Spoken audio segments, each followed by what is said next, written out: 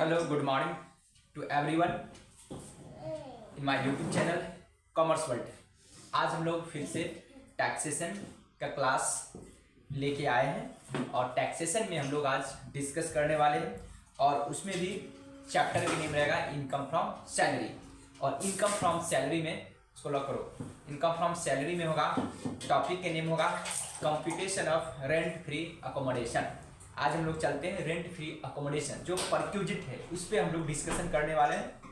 Last classes में मैंने बताया था computation of house rent allowances. आज हम लोग डिस्कस करेंगे computation of rent free accommodation. तो चलते हैं रेंट फ्री अकोमोडेशन के बारे में थोड़ा हम लोग डिस्कस करते हैं। तो देखेंगे rent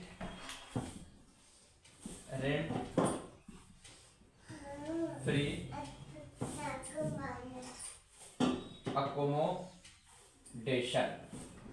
rent free accommodation, rent free accommodation एक प्रकार के क्या है, परक्यूजिट है। रेंट फ्री अकोमोडेशन एक प्रकार की परक्यूजिट है जो किसी भी एम्प्लॉयर के द्वारा एम्प्लॉय को पे की जाती है इन काइंड के रूप में। एक प्रकार की ये नॉन मॉनेटरी बेनिफिट है, ठीक है। ये नहीं कि एक सुविधा है। तो ये दो प्रकार की होगी रेंट फ्री अकोमोडेशन। एक तो होगी गवर्नमेंट एम्प्लॉय के लिए, गवर्नमेंट एम्प्लॉय, ठीक है। गवर्नमेंट का मतलब यहाँ पे हमेशा याद रखेंगे या तो सेंट्रल गवर्नमेंट होगा या स्टेट गवर्नमेंट, हमेशा याद रखेंगे। कितना स्टूडेंट ये भी सोचता है अगर कोई बैंकिंग कंपनी में जॉब कर रहा है तो भी गवर्नमेंट सेक्टर के, ऐसा नहीं है, ठीक है। उसको लगा दो, लग कर दो। तो गवर्नमेंट का मतलब या तो सेंट्रल गवर्नमेंट की होनी चाहिए या तो स्टेट गवर्नमेंट की होनी चाहिए। यहाँ तक बातें समझ में आ गई। दूसरा होगा non government employ, non government employ, ठीक है। गवर्नमेंट एम्प्लॉय के लिए रेंट फ्री अकोमोडेशन की कंप्यूटेशन होगा तो यहां पे होगा RFA। RFA का मतलब rent free accommodation is equal to होगा डिटरमिन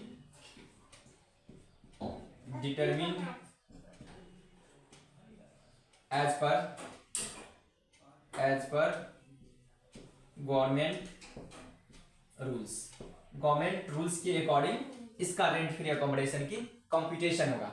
वहां पे आपको दिया रहेगा कि गवर्नमेंट के अकॉर्डिंग इस हाउस का इतना रेंट है तो वो हो जाएगा रेंट फ्री अकोमोडेशन माना जाएगा। अगर गवर्नमेंट हायर पे कर रखा है तो जो हायर चार्ज होगा वो उसमें इंक्लूड हो जाएगा। नॉन गवर्नमेंट एम्प्लॉय में भी दो बातें आ जाती है। एक तो होगा अकोमोडेशन जो होगा वो खुद का एम्प्लॉयर का होगा, मतलब हाउस, घर जो होगा हाउस ऑन बाय ओनर, मतलब हाउस जो होगा ओन्ड बाय ओनर। ओनर का सेंस ये, वो घर जो होगा एम्प्लॉयर का होगा।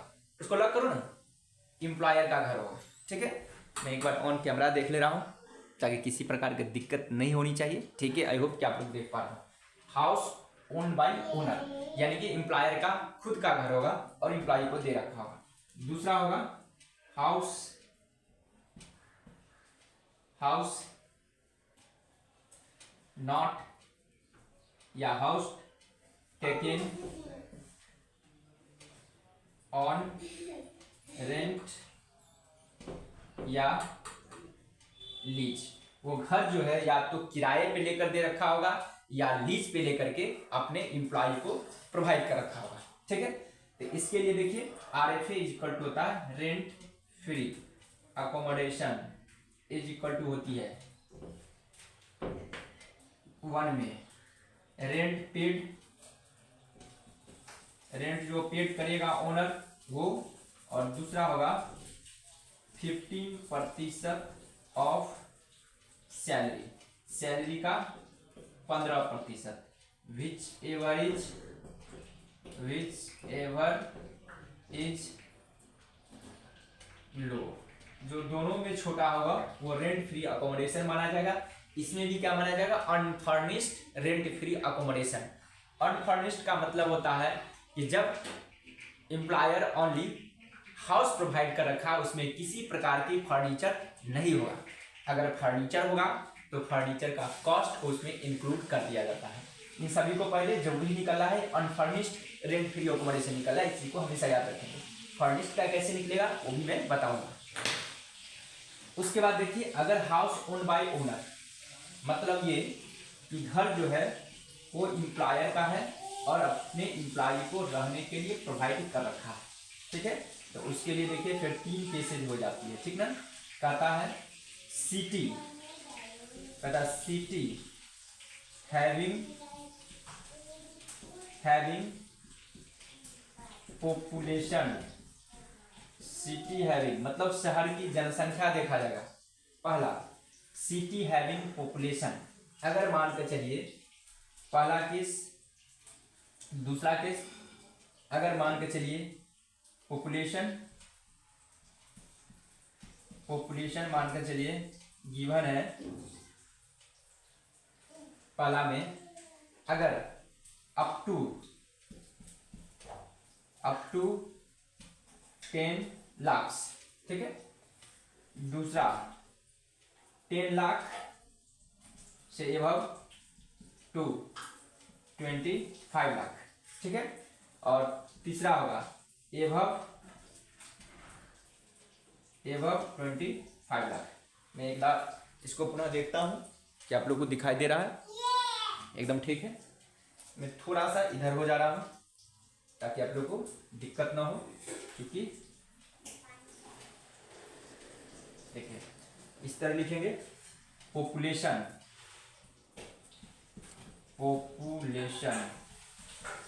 ठीक है, 1 में अप टू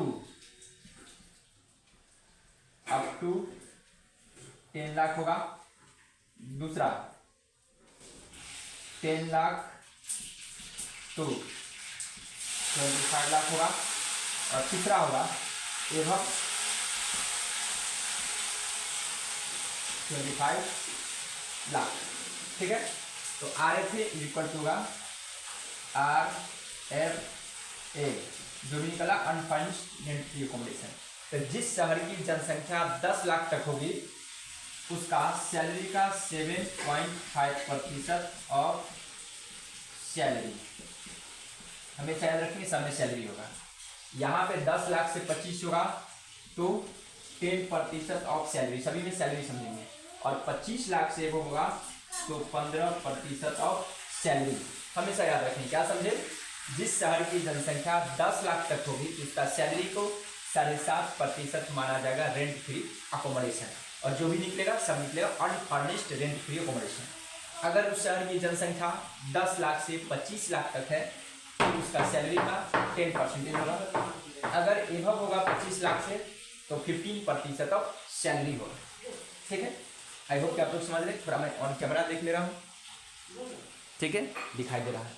यहाँ पे कहता है सैलरी में क्या क्या इंक्लूड होगा, तो यहाँ पे होगा basic salary, bonus, commission, DA और अलावेंसेज। और DA में हमेशा याद रखें as per term of employment, ATE का मतलब as per term of employment, ठीक है। बेसिक सैलरी, बोनस, कमीशन यहाँ पे फिक्स परसेंटेज बेसिस से मतलब नहीं है, एनी कमीशन हो सकती है। उसके बाद DA as per term of employment और ऑल अलावेंस, कौन सा, ऑल टैक्सेबल अलावेंस, जो टैक्सेबल अलावेंस है उन सभी को इंक्लूड करेंगे तो आपको यहाँ पे निकलेगा क्या चीज, सैलरी निकल के आ जाएगा। आई होप कि आप लोग को यहाँ तक पता चल गया होगा। अब देखिए, अगर furnished rent free accommodation calculation करनी है तो कैसे निकलेगा, उसी को देखते हैं, ठीक है। तो देखिए, अगर जो भी है unfurnished rent unfurnished, rent free unfurnished,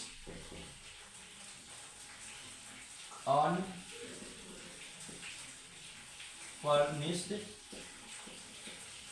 rent free accommodation, जो भी निकल के आएगा तो क्या निकल गया, ये सब जो कैलकुलेशन किए इस तरह से कैलकुलेशन करेंगे तो अनफर्निश्ड ही निकलती है। इसमें ऐड कर दी जाती है 10% of 10% of cost of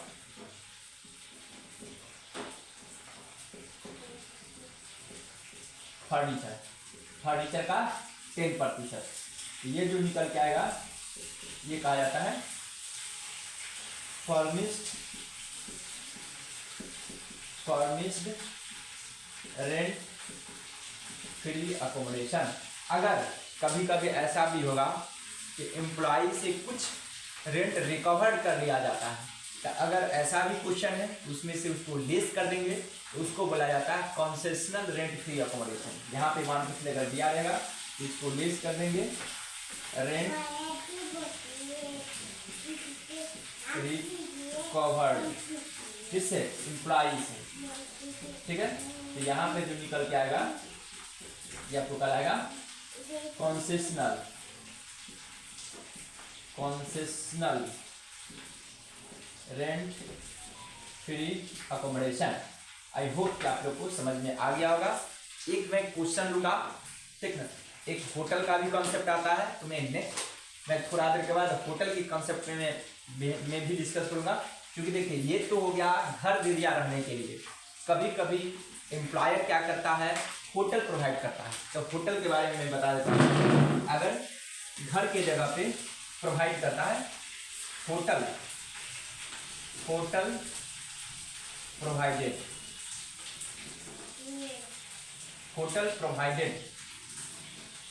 to employ, अपने एम्प्लॉय को होटल में रहने के लिए वो प्रोवाइड कर देता है।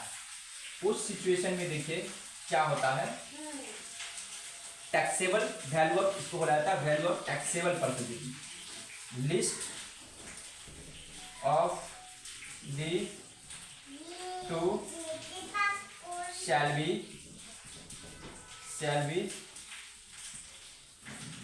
value of taxable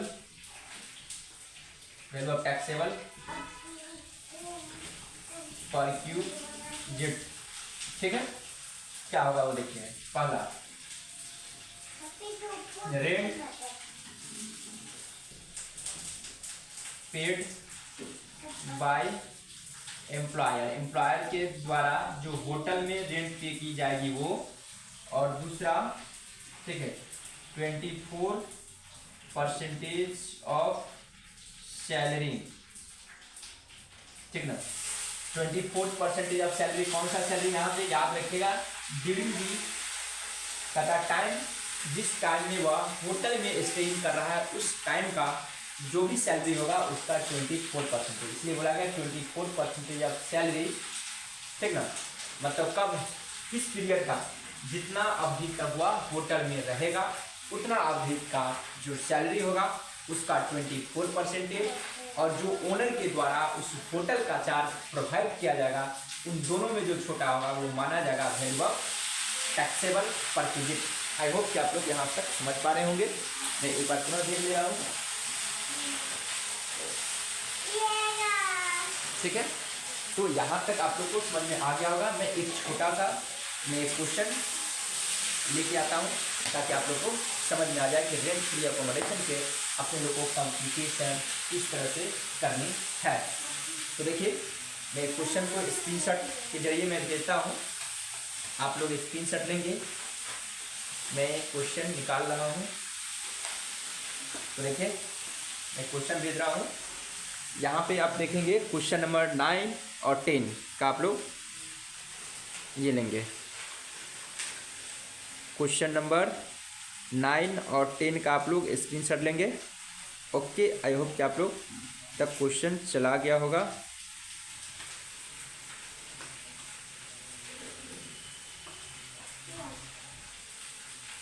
ठीक है, अब मैं स्टडीज करता हूँ। देखिए कहता है X gets ₹3,40,000 as a basic pay, 24,000 as a commission, ₹10,000 is bonus, 6,000 as a uniform allowance, 60% utilized for the uniform transport allowance, 22,800. A rent-free unfurnished flat is provided in place where the population is more than 25 lakh.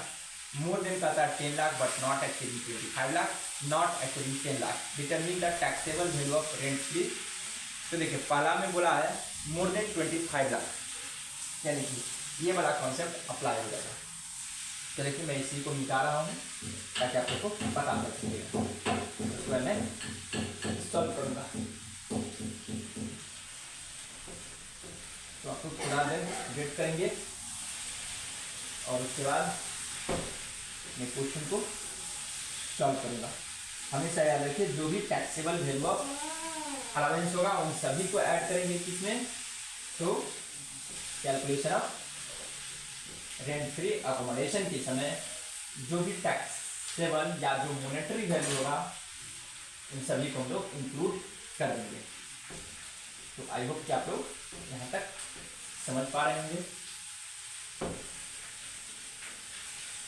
तब चलते हैं calculation करते हैं। पहला condition क्या था, उस शहर की जनसंख्या, क्वेश्चन नंबर 9 का ये कहता है पॉपुलेशन। क्वेश्चन में क्या बोला है, मोर देन 25 लाख। पहला केस में है population more than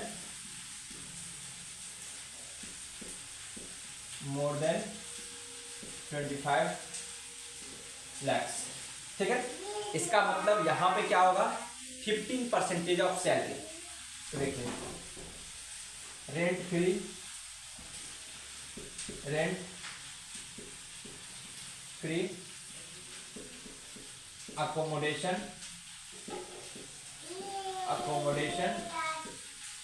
is equal to होगा 15% ऑफ सैलरी। जो भी सैलरी होगा तो सबसे पहले अपने लोग को सैलरी का कंप्यूटेशन करना पड़ेगा, ठीक ना। तो सैलरी में इंक्लूड होगा जो बेसिक सैलरी है वो इंक्लूड होगी। तो बेसिक सैलरी है 3,40,000, 3,40,000 प्लस कहता है कमीशन 24,000, कमीशन 24 प्लस उसके बाद कहता है बोनस 6,000, कहता है 10,000 एज बोनस है। इसमें बेसिक पे है 24 एज कमीशन है, 10,000 एज बोनस है, 10,000 बोनस है। As uniform allowance 60% utilise for the uniform, और उसके बाद कहता है 10,000 bonus, 6,000 as uniform allowance, 60% utilise for the uniform. तो कहता देखिए यूनिफॉर्म अलाउंस में 60% खर्च कर दी जाती है।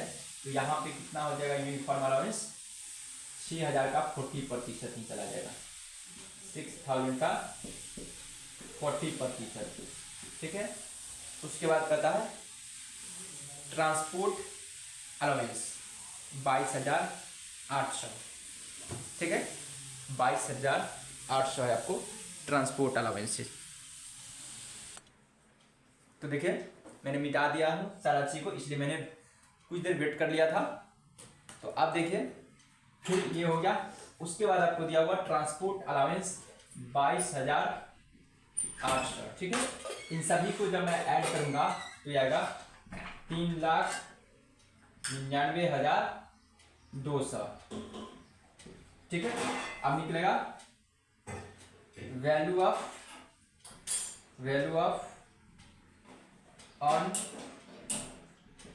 Unfurnished rent free accommodation.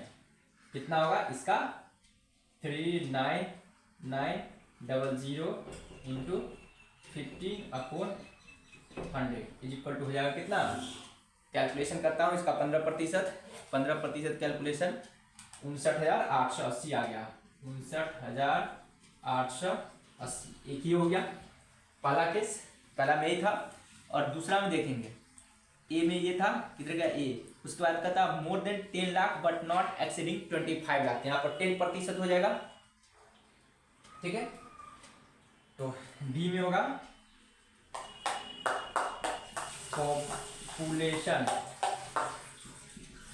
Population क्या कहता है, population more than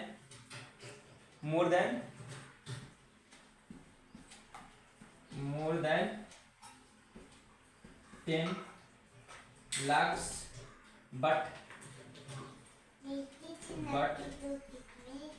up to 25 lakh. तो यहाँ पर क्या होगा 10% ऑफ सैलरी।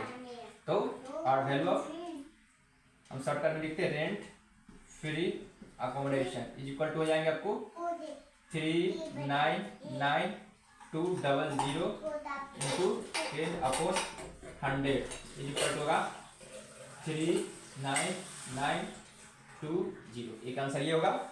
और सी में होगा पॉपुलेशन, कहता पॉपुलेशन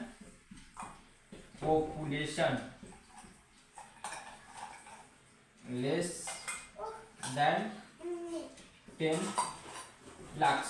ठीक ना, तो यहाँ पर 7.5% होगा। तो rent free accommodation is equal to 399,200 into 7.5/100।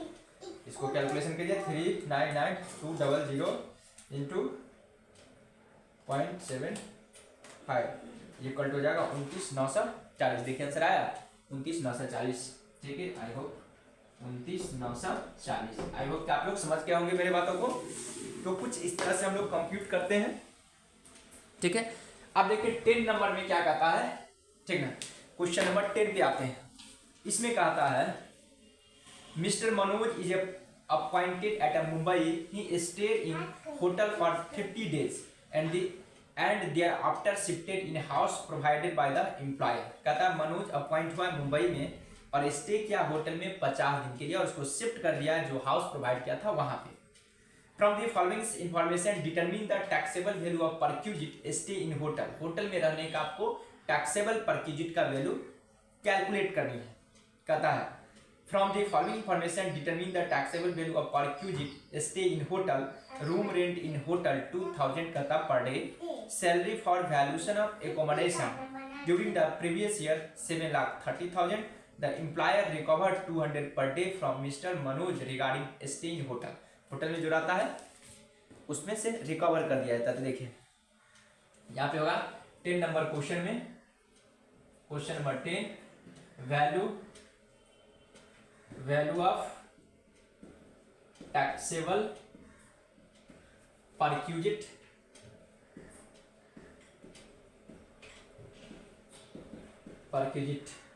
In hotel. ठीक है, तो मैंने बताया था लिस्ट ऑफ द टू। तो पहला में क्या है rent paid by owner, rent paid. तो उन्होंने कितना रेंट पेमेंट किया 200 पर डे। तो 2000 पर डे इंटू 50 डेज रहा है तो हो जाएगा 1 लाख रुपीज होगा, क्योंकि 2,000 रुपये पर डे उन्होंने पेमेंट किया है और 50 डेज रहा है। दूसरा 24% ऑफ सैलरी, 24% ऑफ सैलरी।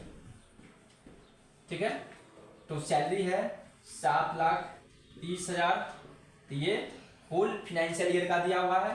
हम लोग को निकाला कितना 50 दिन, तो 50/365 और इसका होगा 24%। इसको कंप्यूट करेंगे जितना भी होगा, इन दोनों को कंप्यूट करते हैं तो आपको होगा 730,000 डिवाइडेड 365 इंटू 50।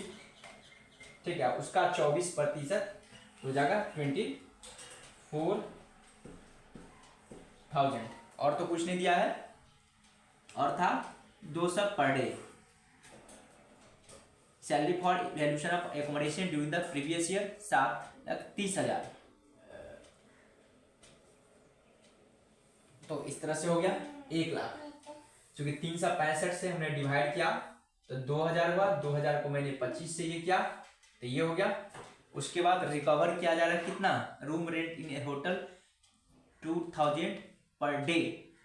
उसके बाद अब तो कुछ नहीं था, employer recover 200 per day from Manoj regarding stay in hotel. तो देखिए इन दोनों में बड़ा कौन सा है, इन दोनों में बड़ा है 24,000। देखेंगे यहाँ आंसर में क्या किया है, 14,000 लिख दिया है। ये इसको करेक्शन कर लेंगे, क्योंकि यहाँ पे 2 के जगह पर उन्होंने 1 लिख दिया है, ये भी टैक्सेबल हुआ। उसके बाद क्या करनी है, हम लोग को लेस कर देनी है जितना मिस्टर मनोज से रिकवर किया जा रहा है। आई होप कि आप लोग समझ गए होंगे। और 15 का मतलब ये समझेंगे, अगर 15 35 तो ये हो जाता है आपको, ये सपोज दैट 15, अब इसमें से लेस किया जाएगा, less rent recovered from Manoj, M लिखता हूं मैं, कितना था 200 पर डे इंटू 50। तो ये देखिए, नहीं शायद इसको लेस करूंगा तो आ नहीं जाएगा, 5 गुना 10, ये 10,000 हुआ। नहीं आंसर तो ठीक नहीं दिया, मुझे लगा गलती है। अब इसको लेस करूंगा तो 14,000 हो गया। यही हो गया वैल्यू ऑफ टैक्सेबल पर क्यूजिट्स। ठीक है, stay in hotel. I hope कि आप लोग को समझ में आ गया होगा। यदि एग्जामिनेशन में रेंट फ्री अकोमोडेशन से रिलेटेड किसी प्रकार का क्वेश्चन पूछेगा तो अब हम लोग सॉल्व कर सकते हैं, चाहे होटल में रहने के लिए दिया हो या आपको हाउस दे दिया हो owner. Okay, bye bye, have a nice day.